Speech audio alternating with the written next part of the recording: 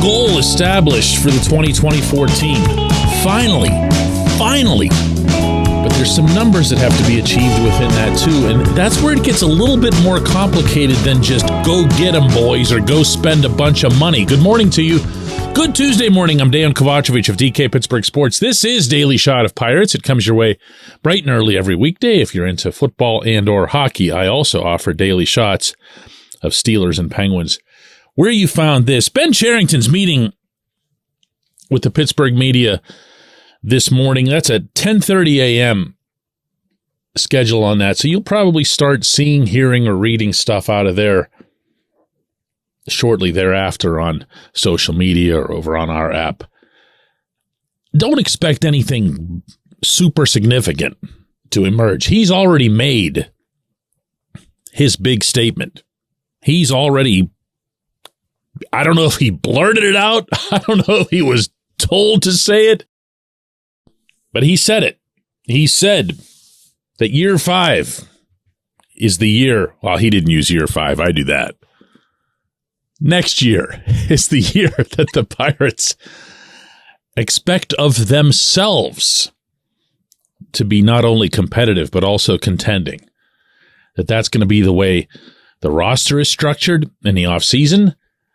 That's the way the roster is going to be applied as it relates to actual games. That's the way the team's going to be managed at field level.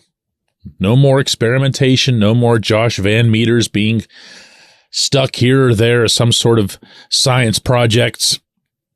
It's going to be about getting results. Ice cold results. And to that end, you can look at what it takes to make the playoffs. You can look at that numerically. You can see that in the American League, it took 89 wins. That was the lowest figure of anybody that made it. In the National League, there were 2 teams, the Marlins and the Diamondbacks, who made it with 84 each. I would see it somewhere in the middle because your American League teams are almost always going to be stronger. You're going to have the higher win totals on that side, especially once you see how desperately the Yankees and the Red Sox and others will try to bounce back from the humiliation of seeing the Orioles and Rays up there atop their division. In the National League, I think it's safe to say that if you're around 86 or 87 wins, you're going to get in.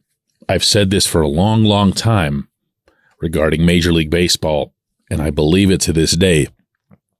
Get in. Just get in. Don't worry about if you're winning your division. Don't worry about anything else, seeding, matchups, none of that stuff. Just get in. And that's now more true than it's been in a long time because they've gotten rid of the idiotic one and done wild card format that basically wasted your franchise making the playoffs 3 years in a row in 2013 to 15. Because that was just an our ace versus your ace competition. It wasn't actual baseball. Actual baseball is always played in the form of a series. Why you would condense it to a single game for the most important games never made any sense, and you'd better believe I'd say the same thing if the Pirates had won more than one of those 3. So that's it. That's what they've got to do. And if you take everything else out of it, emotion, level of improvement, prospects, Super 2, Paul Skeens, the amount of money that gets spent, put into free agency, how committed they look or sound when they speak publicly, because all of that stuff's going to influence us over the course of a long winter. If you take all of that out, it still comes down to this. The Pirates just improved from 62 wins to 76. Obviously, a 14-game difference. Nice. Impressive. But they've got to do pretty much the same thing again next year. I don't know that you need to get to 90, but in order to be double damn sure you're getting in the playoffs, 90 is a pretty good place to be.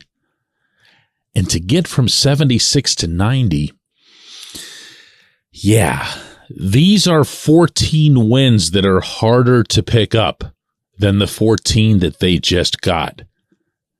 And to Cherington's credit, he said something to that effect over the weekend. Because the next level of player that you have to get to push up into that 90 bracket is more akin to what Baltimore did in improving the way the Orioles did than it is anything related to the Pirates or the Reds, for example, this season. You now have to get into a different bracket of player, but also of experience with those players. They've got to be competitive, contending players in terms of their experience, their knowledge of the game, their ability to bounce back, to climb out of slumps. This team, I don't know if they're there. My temptation is to say that they're not. My temptation is to say that in particular, when it comes to the younger guys, the Henry Davis, Andy Rodriguez, Leover Peguero types, that you're not going to see some sort of quantum leap in offensive performance for sure.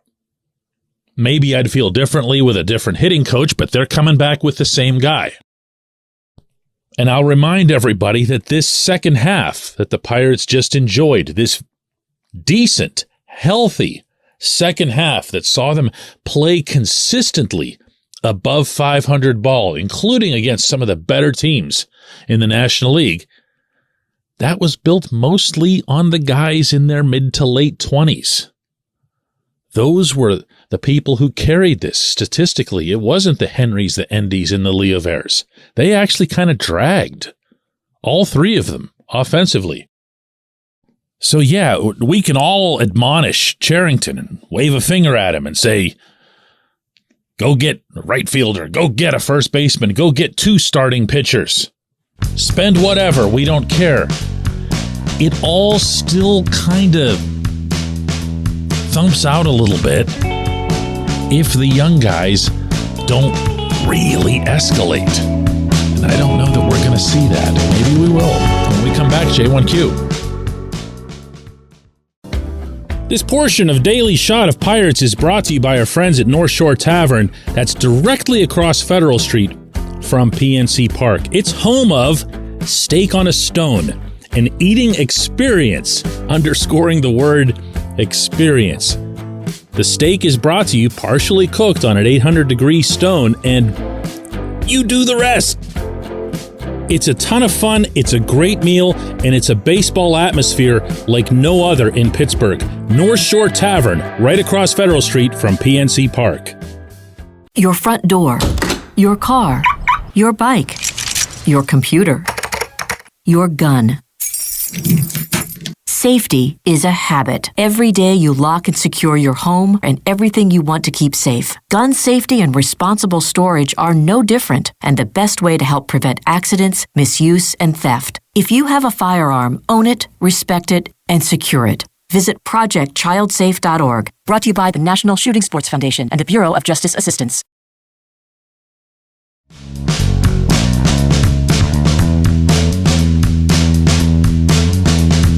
Today's J1Q comes from Bill, who says, DK, overall, I felt pretty good about this season. I think there's a lot to like about this team.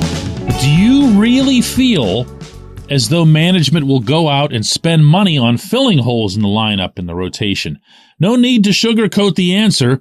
We've all become accustomed to disappointment. Bill, I appreciate the question and the intent of it. I get really cringy when someone says, don't sugarcoat it. I don't exactly operate that way. Maybe you're new to my stuff, whether it's on podcast form or in written columns, but that's not me. In addition to that, I have no motivation to sugarcoat anything. If I sugarcoat stuff, first off, why? It doesn't benefit me. I'm not the Pirates. I'm not the one selling tickets. I'm not the one trying to sell hope as they need to be. I'm just here to ideally call it like it is from my own perspective. Maybe we'll disagree from time to time. Maybe we'll disagree a lot. But that's all I'm here for. That's it.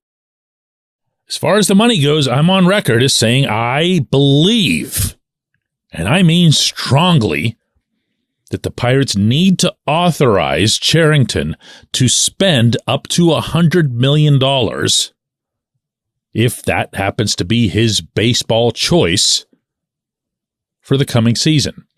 That might sound like an insane amount to you, given the figures that often get discussed about this franchise, but the truth is they weren't that far from it this year. I know where they ended up. I know who they moved out. I know why they moved them out. But at the end of the day, actually at the end of the year, the calendar year, December 31, you're going to see a figure that gets released through mutual accounting by Major League Baseball and Major League Baseball's Players Association, just to make sure there's no funny stuff. They check each other's books, and they agree upon a number that gets utilized for the competitive balance tax. Now, I'm not going to bore everybody with what that means, but the number is the number that actually gets spent on players by the Major League team. And I can tell you that the Pirates will top $80 million, and they might approach or even exceed $90 million. I haven't gone into all the intricacies. I was looking at this as recently as about a week ago. But it's going to be somewhere in that range. So an increase on top of that isn't asking a ton. Getting to $100 million isn't asking a ton. Now, the good part of that is that they did shave a significant amount of prorated payroll around the trade deadline, moving out Carlos Santana, Ji-Man Choi, Rich Hill, and a couple others. But that authorization for the money is what counts. And very clearly, from Bob Nutting or Travis Williams or both, that money was authorized to be somewhere in that 90 million range this year.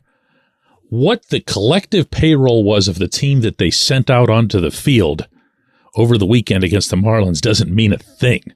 It's about the authorization. Remember that. If Cherington goes into this winter knowing that he's got, I don't know, 40 million, whatever it is, to spend, then he can look at his right fielder, his first baseman, his two starting pitchers. He's not, by the way, the one throwing out these positions. I am. And he can maybe commit to shopping in a different aisle. He can maybe take a hard look at the two Japanese pitchers that are going to be posted over there this winter. He can maybe look at talking to a team like the Padres, who sound as if they're determined to lower their payroll after a really, really bad year when it comes to what their expectations were, what their investment was, and what they ended up doing and just missing the playoffs, 2 wins short, and say, hey, listen, let's make a trade here. You know, we'll take Joe Musgrove and Blake Snell off your hands. All right, thanks for coming, everybody. I mean, I'm not being ridiculous here, but I'm just pointing out, and again, Cherington did this himself over the weekend, that it's not just about free agency.